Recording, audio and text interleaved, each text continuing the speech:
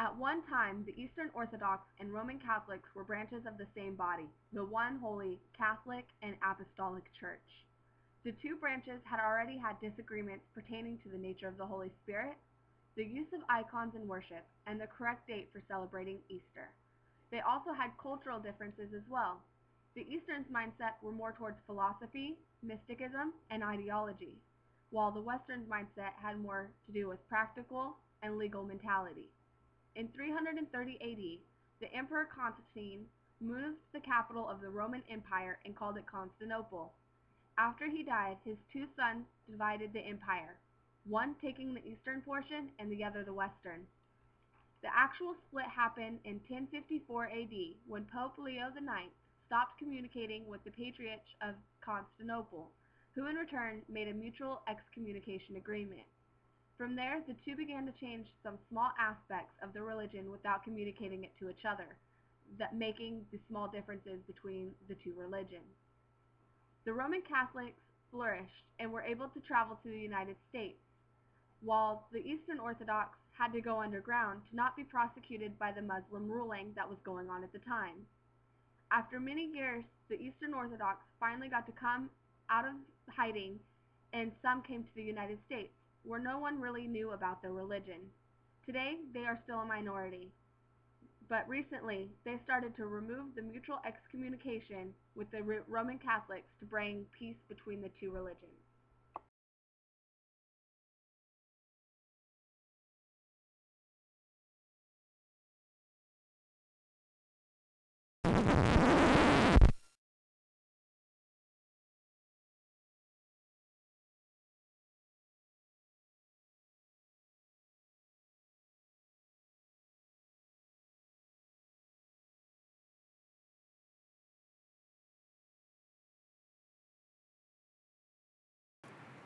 From 1821 to 1871, congregants of the Eastern Orthodox Church first arrived to Ellis Island, New York.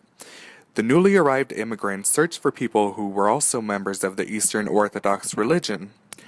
They soon learned that no one knew what the Eastern Orthodox religion was, because they had been hiding due to persecution from the Muslims. They did not assimilate to any other religion, so instead of simply joining another religious group, they decided to stick to their unique practices. Up to this day, the Eastern Orthodox Church is considered a minority culture, but the number of members keeps growing. When we visited our cultural space, we were a bit afraid of making any remarks or any actions that may be disrespectful to this religion. We had done our research before we attended St. George's Greek Orthodox Church, and we knew there were certain ways we should dress. When we first met Father Joseph, we felt very welcomed. He didn't mind that Megan didn't have a headscarf, and that we didn't know exactly what to do when we walked into the church. For example, making the sign of the cross on oneself. You are supposed to kiss the Father's hand or the icons as you walk in or out of the church.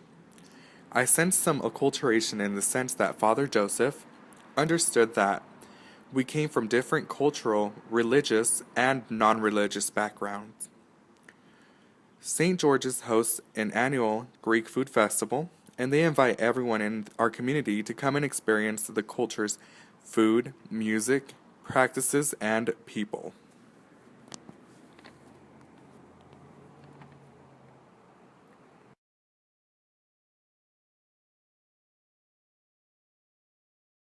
What is symbolic significance?